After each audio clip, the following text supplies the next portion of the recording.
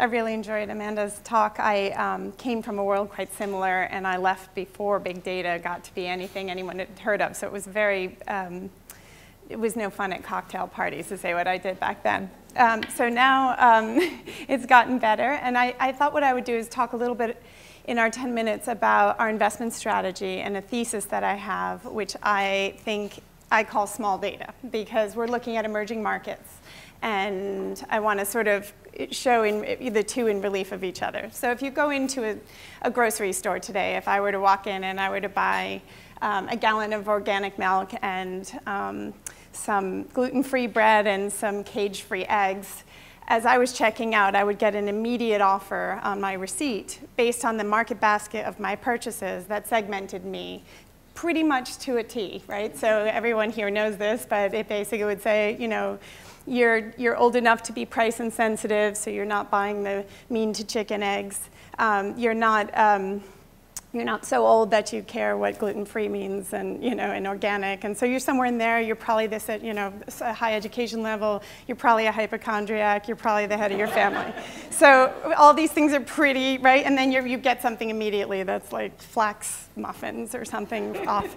And you think, God, that's a little creepy. How did they know that? Or they know you have a baby, or they know, I don't know, they know something about you you didn't think they'd know, and they know when your baby's no longer a baby, and they start offering you things for teens, and it's creepy. Target, many of you probably read, you know, knew that women were pregnant before they knew, based on what they were buying, or before anyone in their family knew. Really creepy stuff, just based on your market basket purchases. So that all goes to a company called Catalina that, you know, quickly turns around those point of sale data and tells you quite a lot about you. The amount of segmentation in this country of who you are is a little amazing. Based on the purchases and the preferences, they know just how to segment you. And consumer packaged goods use that data both for brand placement, that's seasonal and location-based. So, you know, if I go in Connecticut to a store, I can buy my marshmallows are now sitting next to graham crackers and chocolate bars because it's more season and they're all sitting next to each other. That's all based on tons of data, but also on how those brand managers are compensated. So all that data helps decide that you're supposed to sell 20,000 packages of mint double stuffed Oreos in this location. If you sell 25,000, that brand manager gets his bonus. So this is important as you think about another part of the world. So in Mexico City, 80% of sales go through tiendas, tiny little shops, mom and pop owned. If they are high tech, they have a pencil and paper and they're keeping their inventory. If not, they have no idea. They basically look in the drawer, is there enough cash for the day to pay the bills? I know people who own those tiendas, they don't know if they're profitable. They just don't even know. They don't keep any track, and their inventory is based on looking at the shelves and taking a guess. So trucks, the way distribution works, and this is 80% of food sales in Mexico City, there are 100,000 of these shops. Trucks load up, you know, Coca-Cola, they drive from shop to shop, they pop in, they say, how many Cokes do you need? They look at the shelf, they hand them to them, they unload the Cokes, they drive back at the end of the week and pick up the Cokes. So it's enormously inefficient. And Coke doesn't have any idea. They kind of know how much they're selling, more or less, and that's about all they know. They don't know what the market basket of goods is. They don't know what time of day they're selling it. It's not even clear who the best tiendas are. They're not even sure where the best sales are. So they really don't know much, and it's very frustrating to them. And that's just an example of what those blind supply chains look like all over emerging markets, where they don't understand between manufacturing and use and purchase, there's many people touching products. Another great example would be pharmaceuticals market, where there's a company in India that we invest in, but it's all generic drugs. They put the drugs on the market, and there's probably anywhere from 5 to 25 people who touch it before you actually get access to that drug. You purchase the drug. They have all kinds of fraud issues and problems with counterfeit drugs, and they estimate about 300,000 deaths a year as a result. So as you think about the impact of what you can do as you go in to these organizations and shed some light on that, you can solve some problems. You can bring people out of poverty a bit. You can get them access. If they have a P&L all of a sudden from an inventory they have, they can start to get a loan. They can get access to cash. We can understand their incomes can go up. They have purchasing power. They can go with a bunch of tiendas and buy things cheaper in volume, and they can stop taking drugs that kill them. So there's a really interesting value proposition. So my interest in small data is in the large, in the big data world, we pretty much know everything. We don't have to go through scaring everyone again of what we know about everybody. But in the rest of the world, like about half the population, probably just under 2 billion people, we don't know anything, not one thing. They use mobile phones, but they use prepaid cards. They use internet cafes to get online. They don't have social security numbers or any kind of government ID. So we don't really know one thing about the rest of the world. And it's in such stark contrast to the rest of, to the developed world. And I think what's interesting from an investment perspective as we look at impact investing in these parts of the world is that if there is small data and if some of these social entrepreneurs are trying to solve problems with technologies that yield some data, that there are two things happen. One is you have a baseline for impact. You can start to say, oh, this is what the shopkeepers actually earn this year. So that's interesting. And we can show through this technology in the next year or two, there's a lift. They're making more money. So we can measure the impact. So that's interesting. You can show, in some of these solar panel, small microgrids around the world that are popping up, they're measuring electricity use. Well, when people have money, they turn the lights on, so you can start to measure the flux of income and the variability of when it's coming in. So all sorts of data is valuable. So that's the first thing. So you're showing your impact is impactful. And secondly, that data is tremendously valuable to the large emerging markets, each one of which is saying that growth, I mean, if you look at the year-end report of any large company, they're saying their growth's coming from emerging markets. And you have to ask, how is that going to happen? Is it just because brute force, you're shoving your products into places you don't understand? Or is it because you have some sort of insight to those markets? Today, Unilever sells smaller things to the poor. They sell little packages of soap and little packages of food and think, well, it's a few rupees in India, it'll sell.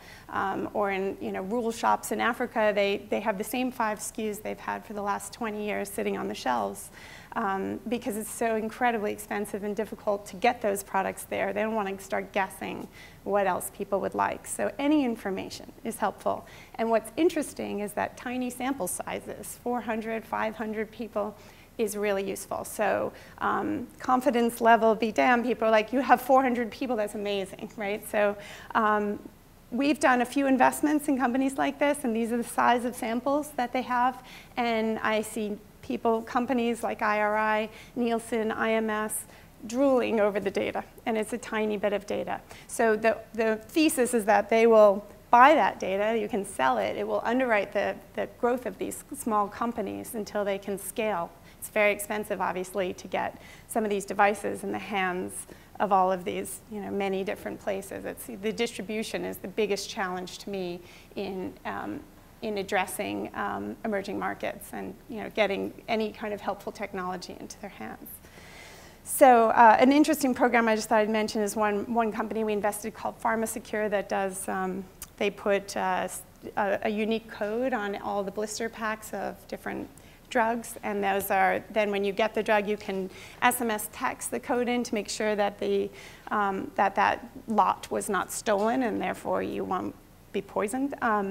And they've started something they're trying to launch now, which is to address a DOTS program. So the directly observed therapy programs, which are very common in India for tuberculosis, are terribly ineffective. They want to watch you take your medicine so they know your compliance, so they know you get rid of it. And people don't want to go be watched taking their medicine. So what they're finding now that is if you text message, though, the unique code on your package, if you're willing to do that, it's a long code, it's a pain in the neck, you probably are taking the drug, and they're using that as a compliance method, just as another example of how technology and data are valuable. And so as a result, they're building panels of people in emerging markets who suffer from various ailments. It's really a very valuable way for pharmaceutical companies who are just so excited to know something about the people who are using their drugs. So that's pretty much what I had to say.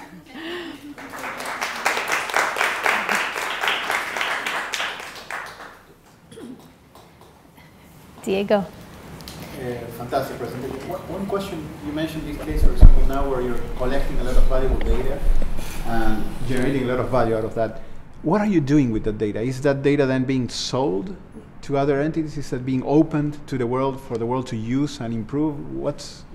Well, the data is not going to improve the world. It's going to improve the relationship in the supply chain between manufacturers and retail, right, in the case of the Mexican shops. So it's being sold to them. So the company owns the data in aggregate and can sell it to Coke and Bimbo and Pepsi and all the companies trying to move into those small organizations. They're using it. It's very helpful to them.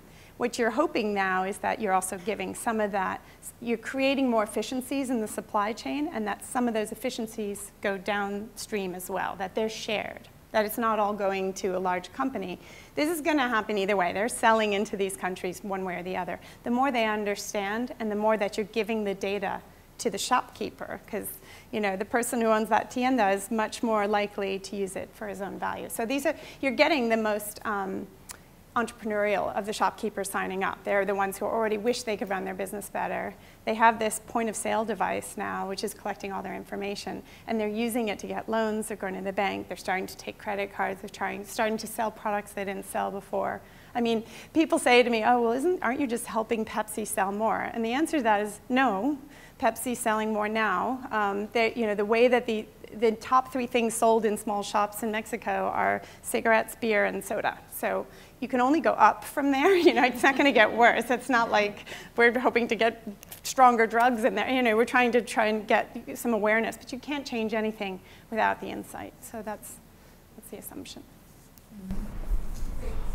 So it's really interesting the way your talk followed, Amanda, is because there's the big data conversation and the small data conversation. It seems to me that the disconnect is where we engage with the user or consumer. Big data, you have a lot of entry points. You just, you can ping people in a lot of different places. Small data, you have a very different way of doing that, and it's more, sort of relationship-based or personal in nature. It's really, small data means we lack the tools to engage with that we have now, meaning it's a language differentiation. And you touched on it a little bit before with the conversation on mobile and how mobile is sort of advancing this. But I was wondering if you can give us more examples of how mobile technology is helping to bridge that gap between small data and big data.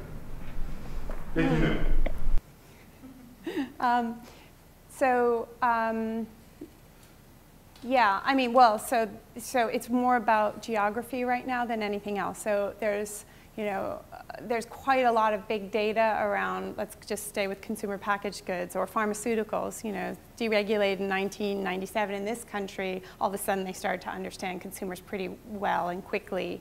And all those creepy commercials started coming where, but they don't know anything about who's using their drugs in other places, if they're caretakers, if they're the people suffering from it, who's buying it, compliance is the major issue for drug companies. They lose more money on compliance than anything else. People staying with their drug regimen. So they have a lot of macro understanding of the issues. They just don't have location-specific or cultural-specific understanding. And historically, that's been qualitative. It's been a couple surveys. It's been literally sending interns into the Amazon to watch women wash their hair and see what what they do and whether they, do they use the stream water or do they use a basin? I mean, these are the kinds of product marketing decisions they make. Gillette famously had an Indian intern, use their razor for Indian men, and it worked for him, so they sold this. They literally sold this in India, and it turns out people don't use running water, so they were just, it didn't work in a basin. And so they made all these kinds of qualitative assumptions that aren't working. In terms of bridging small data and big data, I think they will link into the mothership at some point, right? But they don't know much geographically about and culturally about, and they make a lot of assumptions that poor don't want to spend any money on this. Well, yeah, they actually do. The people are willing to splurge on all sorts of things if they understand the value proposition. They don't want imitation soda. They want the same soda you drink, So, there's just assumptions until you have data. Yes, Maurice. So, I mean, I like the third world analogies in that. And in the U.S., I think that I know the tracking of consumption is really there in terms of low-income communities. I think so much of their lives, however, are tied up in informal social interactions, you know, somebody else taking care of their child and those types of social pieces that I'm wondering what you might know in terms of how to gather that kind of data and bring it into play, since it isn't all consumption when you're in a very, you know, dysfunctional or low-income neighborhood. I think domestically is a huge issue, and that I look at it very much on the credit score piece of it. That's where I'm sort of focused right now. I think credit scores are a really interesting piece. If you have a poor credit score, you're just kind of screwed, right? So people don't offer you anything. You can't get credit cards, you can't get loans, you can't do anything really. And the credit scores are broken, right?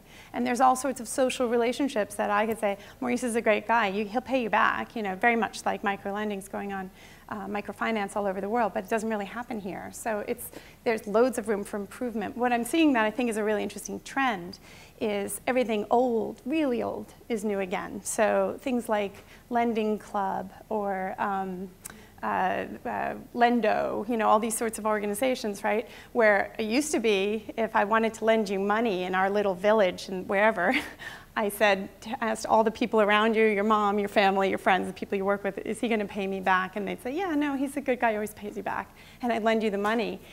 And that's what the social internet's happening now. So on Lendo, for example, you ask for a loan, started in the Philippines, I want to borrow, I think the average loan is a few $100, $400.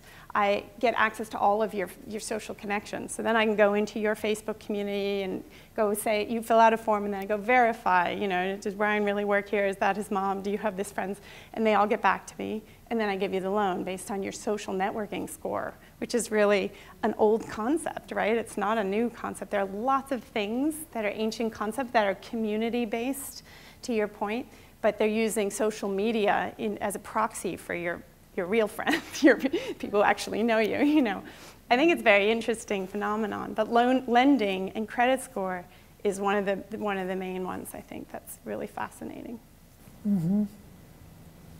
Clara? Yeah, this is really interesting, and thank you, Liz. It's a terrific presentation. Do you think in the early stages we have an opportunity to kind of decide what kind of data is collected? I mean, in a way, the reason the credit scores are broken is because the data are collected to maximize profitability by the lender, right? Yes. Rather than social benefit to the borrower or some version of that. So is this a possibility in all of these markets, if you're in early, to actually change the data set, and that kind of aims the potential for those data to make a different kind of difference? It's not just the commercial feedback, it's some other kinds of feedback too, perhaps.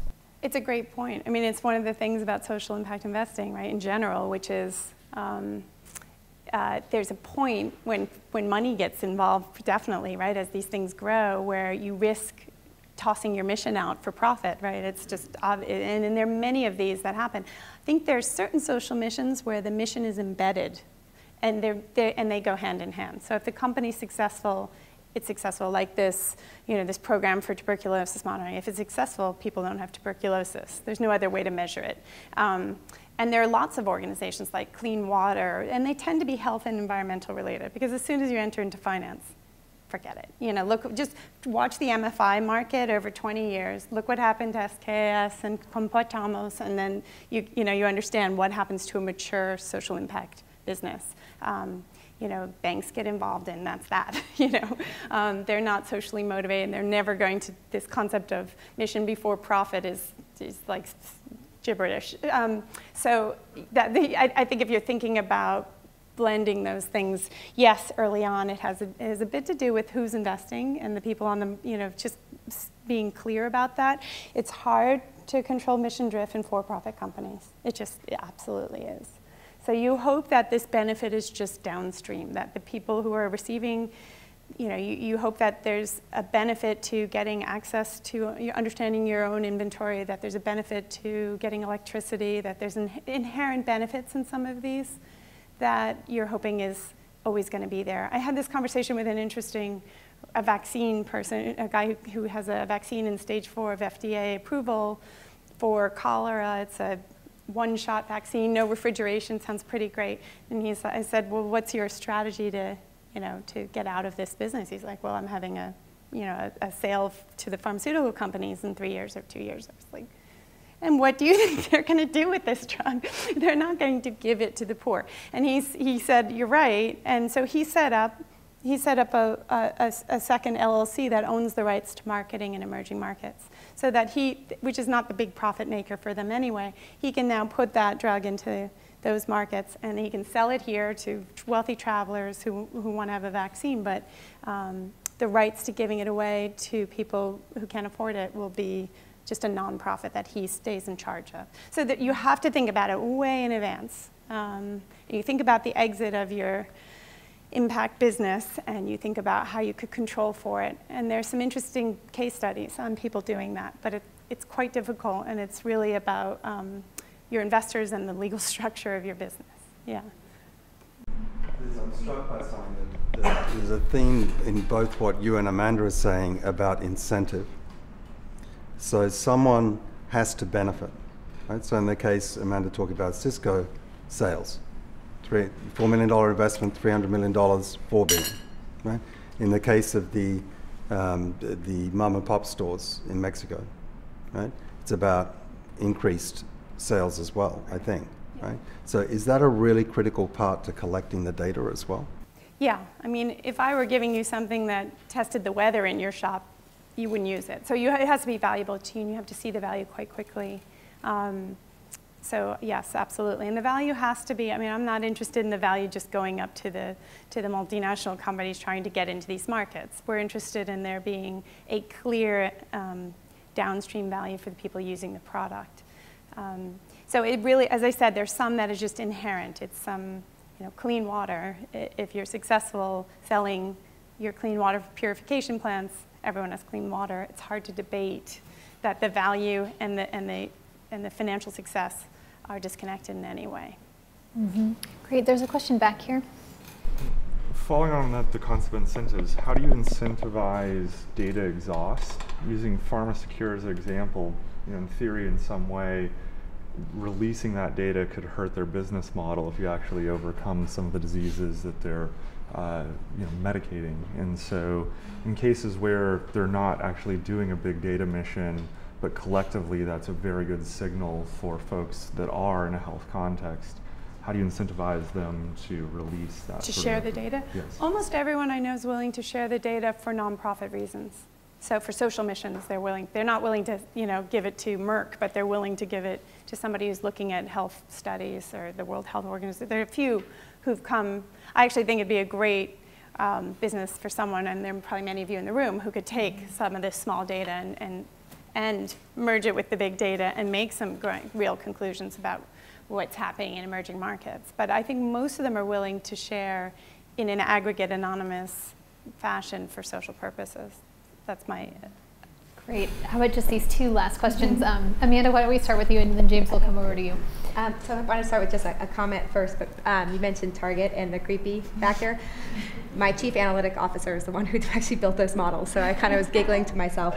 But I want to comment on the creepy factor, because a lot of people say that a lot, and I think that as we look at this, is it really creepy if it's one, bringing the price down for you, giving you a more relevant experience, and giving you more the marketing and the operational efficiencies that will happen if we really know what you're going to buy, so we don't have to go spend $1 billion trying to find you, then we can keep your prices down, and that can actually transfer all the way to the emerging markets as well. So I'm sensitive to that, and I get it. No, I get that it is kind of creepy, but it was not a personal comment. Yeah, no. It's okay. You are not creepy. But a lot of people feel that way and are afraid of what the power the data has, and I think getting in the wrong hands, it actually can do. Obviously, there's tons of studies of things that have done bad, but it actually can, even being in the public sector and the business and the change that it can have, can really help at the end of the day. It can help the bottom line. I personally feel that way as well, but everybody doesn't. Yeah. So that's all. Great. Hi, I wanted to ask a little bit more about the practical aspects of data collection in a developing country. So you were giving the Pepsi Coke example in Mexico City. Is there usually a data collector there already that's collecting all kinds of data, that if I had a project I could piggyback on, or is it generally, I mean, obviously this is a big generalization, or do you generally have to go in and build your own network in a one-off? Latter. So, and it's painful. Right. I mean, so those 400 shopkeepers in Mexico City took 18 months to get, and it's a guy sitting on the truck, you know, walking in each time saying, hey, you want to get a tablet? They're like, what is that? And you have to start from zero. You know, it's a very difficult, slow sales process. Unlike here, you could just, you know, we could tweet everyone and offer them a product based on something. You know, there's just, it's incredibly slow and difficult. The Catalina example, the grocery store. Yeah. Here in the developed world, we do have networks that you could piggyback on, right? Absolutely. Okay. Absolutely. So is that, so would you argue that in the future that's what the world probably is going to go down the direction of, is building network systems, I don't know, by particular geography areas that people want to piggyback on? I do think that, and I think it'll be mostly mobile-based because we don't, you know, they're not hardwired. So I think it'll be, you know, the most successful mobile-based developing world application I can think of is M-Pesa. And what's interesting about M-Pesa is Nick Hughes was allowed to build M-Pesa and distribute through Safaricom because he wasn't allowed to own the data.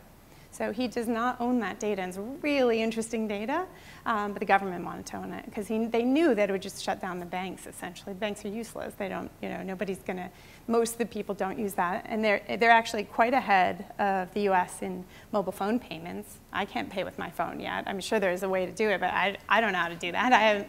Nobody takes it, nobody in my neighborhood lets me pay with my phone. I still have to get my card out to get on the subway. It's a pain in the neck, where you don't have to do that in Kenya. You can zip by the marketplace, right? So, and that is also very much, to your point, Maurice, which is a lot of M-Pesa payments aren't actually happening. They're actually IOUs, which is kind of interesting. It's because I know you and I trust you. So you've sent me a digital IOU, and they pay you later when they have the money. So it's all very relationship-based still, but that they don't own that data. And they can't use it. So there's tiny and lots of small sample sizes around there. And some people say that smartphones will change all of that. But I actually think smartphones are further off than most people do in emerging markets. But that's another debate. Great. Liz, I think we need to, Vic, are you okay holding your question? All right. Liz, thank you very much. It's really fascinating.